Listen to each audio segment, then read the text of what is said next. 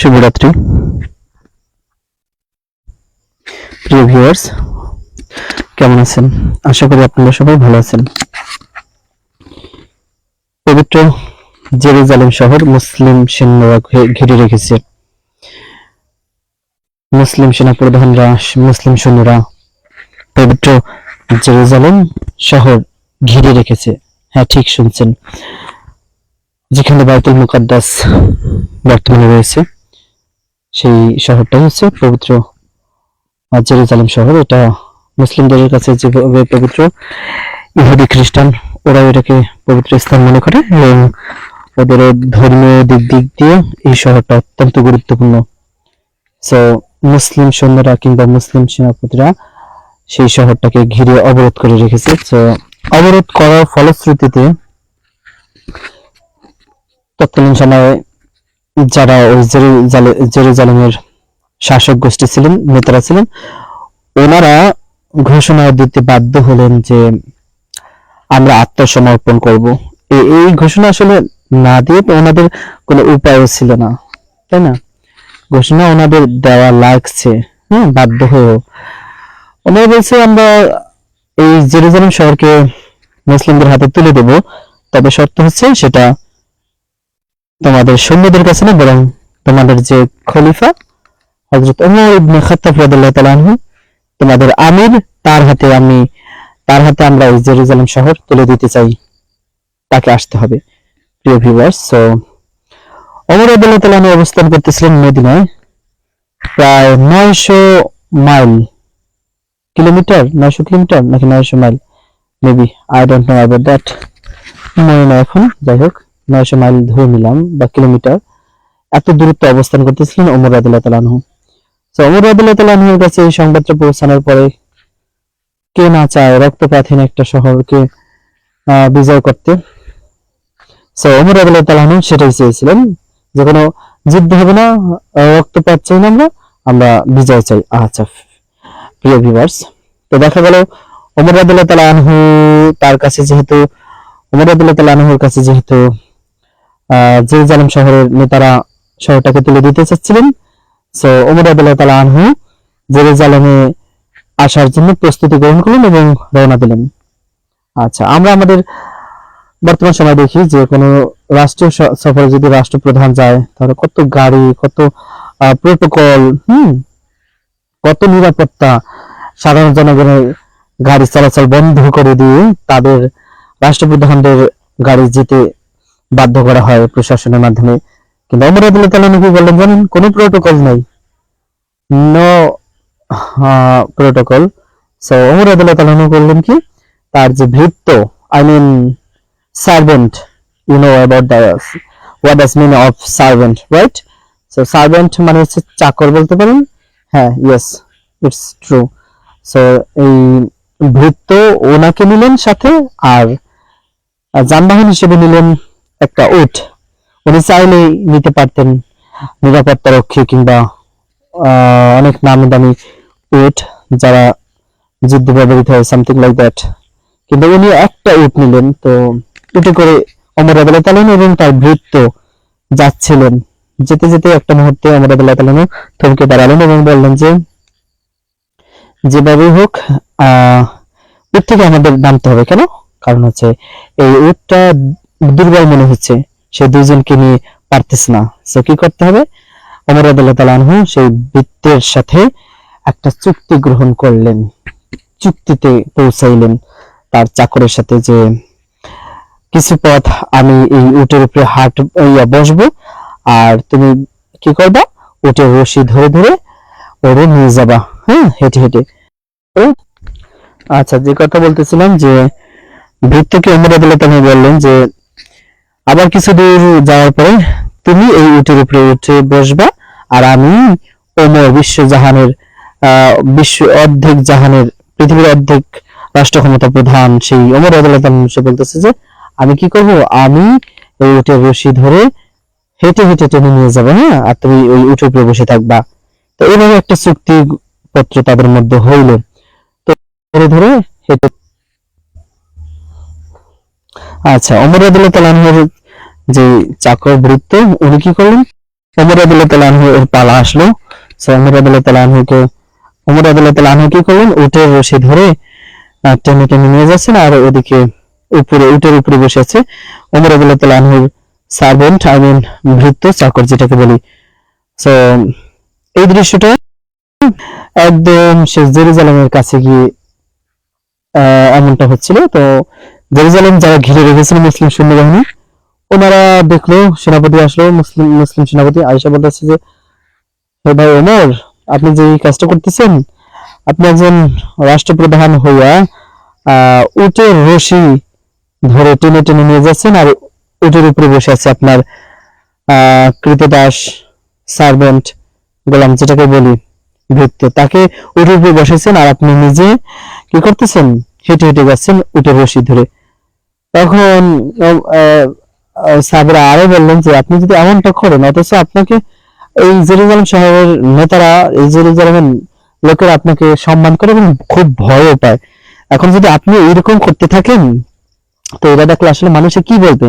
এটা কিন্তু আমরা প্রায় বলে থাকি যে মানুষে কি বলবে, যে কোনো কাজ করতে গেলে এটা করবো, মানুষে কি বলবে, তাই না?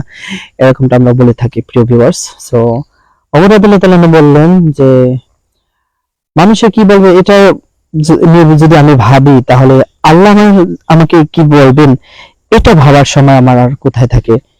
তার মানে সে মানুষে কি বলবে এটা নিয়ে ভাবেন না, বরঞ্চ আল্লাহ রাব্বুল আলামিনের নিকট জবাবদিহিতা কিংবা আল্লাহ রাব্বুল আলামিন কি ভাববেন সেটা নিয়ে তিনি আসলে ভাবতে চান।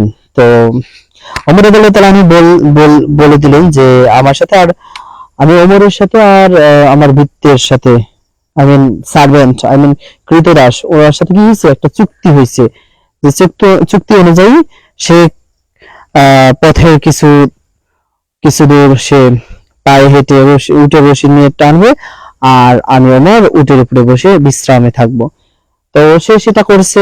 এখন আমার পালা আসছে, এখন আমি যদি তাকে উটের উপরে না বসিয়ে বরং আমি যদি বসে থাকি উটের উপরে, আর সেই যদি উটের রশি ধরে টানতে থাকে, তাহলে আমার দ্বারা চুক্তিটা ভঙ্গ হয়ে যাবে। হ্যাঁ, তো আমি যদি একটা বৃত্তের সাথে চুক্তি করে সেইটা রক্ষা করতে না পারি, কৃতদাসের সাথে চুক্তি করে সেটা যদি রক্ষা করতে না পারি, তাহলে এই জেরুজালেম বাসীর সাথে যে চুক্তি করব, সেই চুক্তি আমি কিভাবে রক্ষা করব? সুবহানাল্লাহ। কেমন ছিল রাষ্ট্রপ্রধান হিসেবে ওমর রাদিয়াল্লাহু তাআলা আনহু।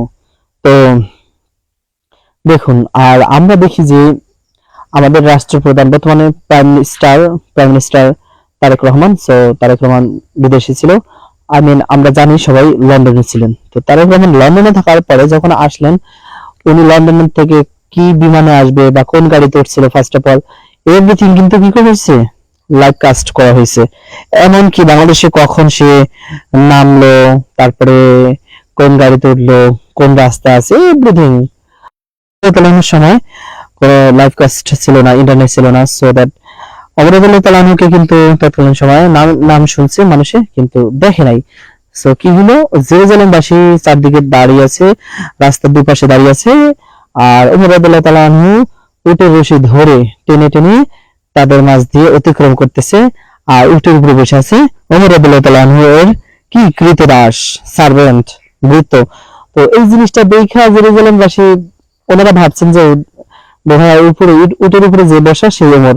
তো উটের উপরে যে ব্যক্তি বসা ছিলেন, তাকে জেরুজালেমবাসী কি করলো, স্বাগত জানাতে শুরু করলো, কনগ্রাচুলেশনস, সামথিং লাইক দ্যাট, এরকম কনগ্রেট দিল সবাই। কিন্তু মুসলিম সৈন্যরা বললো যে, না, তোমরা যেটা করেছো এটা ভুল, ওমর আসলে উটের উপরে বসে না, বরং যে উটের রশি নিয়ে টেনে টেনে যাচ্ছে হেঁটে হেঁটে, সেই প্রকৃতপক্ষে ওমর। তো জেরুজালেমবাসীর চোখ তো একদম কপালে উঠে গেল, কি ব্যাপার, ওমর রাদিয়াল্লাহু তাআলা আনহু সে রাষ্ট্রপ্রধান, সে থাকবে উটের উপরে, হ্যাঁ, তার অনেক প্রোটোকল থাকবে, নিরাপত্তা থাকবে, বাট সে কিনা একটা ভৃত্যকে, তার চাকরকে উটের উপরে বসাইলেন এবং নিজে ওই উটের রশি ধরে হেঁটে হেঁটে যাচ্ছেন। বিষয়টা খুবই সিরিয়াস। ওমর রাদিয়াল্লাহু তাআলা আনহু এক্সপ্লেইন করলেন যে ভৃত্যের সাথে একটা চুক্তি হয়েছিল, ফলশ্রুতিতে ওই চুক্তি মেনটেন করার জন্য প্রকৃতপক্ষে এই সার্ভেন্টকে উটের উপরে রাখা হয়েছে। তো এই জিনিসটা জেরুজালেমবাসীকে খুবই আকৃষ্ট করছে। একজন রাষ্ট্রপ্রধান যদি চুক্তি পালনে এতটা দায়বদ্ধ, হ্যাঁ, এতটা নিষ্ঠা হন, তবে তার কাছে এই জেরুজালেম শহর আসলে নিরাপদ থাকবে। সো কোনো যুদ্ধের প্রয়োজন হলে তখন জেরুজালেমবাসী ওমর রাদিয়াল্লাহু তাআলা আনহুর নিকট বায়াত গ্রহণ করলেন। কিছু মানুষ বলতেছেন যে তরবারির আঘাতে ইসলামের প্রচার, না ভাই, তরবারি ছিল, বাট মুসলিমদের আচরণ, কৃত্যকলাপ, মুসলিমদের সৌহার্দ্যপূর্ণ অবস্থান, ঠিক আছে, ভ্রাতৃত্ববোধ এবং নমনীয় আচরণ, এগুলি মানুষকে আসলে আকৃষ্ট করছে। হ্যাঁ, একটা কথা আছে যে কষ্ট দিয়ে আঘাত দিয়া একটা মানুষের মন যতটা জয় করা যতটা না সহজ, তার চেয়ে বেশি সহজ একটা সুন্দর কথা, সফট কথা, হ্যাঁ, এই কথাগুলোর মাধ্যমে মানুষের হার্ট জয় করা যায় খুব আর্লি। সো দ্যাট আমরা আজকের এই ঘটনা থেকে এটাই শিখলাম আসলে যে কি করতে হবে, আমরা কোনো চুক্তি কারোর সাথে যদি করি তাহলে এটাকে পরিপূর্ণভাবে পালন করতে হবে। কেননা কারণ Islam is not only a religion but also complete code of life. ইসলামকে শুধু একটা ধর্ম হিসেবে মেনে নিলে হবে না, বরং এটা একটা পুরো জীবন ব্যবস্থা। আপনি কি করবেন করবেন না এভরিথিং ইনক্লুড করা আছে। সো চুক্তি করলে অবশ্যই পালন করতে হবে, ওয়াদা ভঙ্গ করা যাবে না। আমরা জানি যে ওয়াদা ভঙ্গকারী মুনাফিক, হ্যাঁ, আর মুনাফিকের স্থান চির জাহান্নাম। আচ্ছা, তো আল্লাহ যেন আমাদেরকে ওয়াদা চুক্তি এগুলো যেন ঠিকঠাক পালন করার তৌফিক দান করে, সকলে বলে আমিন। এবং পৃথিবীতে যতদিন আল্লাহ রাব্বুল আলামিন বাঁচিয়ে রাখবেন ততদিন যেন আমরা সিরাতুল মুস্তাকিম পথ, যেটা আল্লাহর মনোনীত পথ, মনোনীত ধর্ম, এর প্রতি যেন আমাদেরকে আল্লাহ রাব্বুল আলামিন সবসময় অবিচল অটল রাখেন, আমিন। আর হচ্ছে মৃত্যু তো আসবে, টুডে অক্টোবরও কে পালন করতে পারেনি, বর্তমানে পারে না, ভবিষ্যতে পারবেও না মৃত্যু থেকে। সো দ্যাট আল্লাহর কাছে চাওয়া আল্লাহ যেন শহীদ মৃত্যু, এবং যেই মৃত্যুতে কষ্ট নাই, আল্লাহ মৃত্যু তো হবে, আল্লাহ মৃত্যুর জন্য ভয় পাচ্ছেন আল্লাহ। সামানা আপনার কাছে যাবো আল্লাহ, যদি ভয় হয়, যদি আমি ইমান আমল সামানা নিয়ে না যেতে পারি, তবে তো আমার দুনিয়া শেষ, আমার আখিরাতও শেষ। এই জন্য আল্লাহ আপনার কাছে সবসময় চাওয়া, পৃথিবীতে কষ্ট দেন, জ্বালিয়ে ভস্ম করে দেন, পুড়িয়ে ধ্বংস করে দেন, কিন্তু আল্লাহ আখিরাতটাকে আমার সৌভাগ্যময় করুন, আখিরাতটা আমার কল্যাণ দ্বারা পরিপূর্ণ করুন।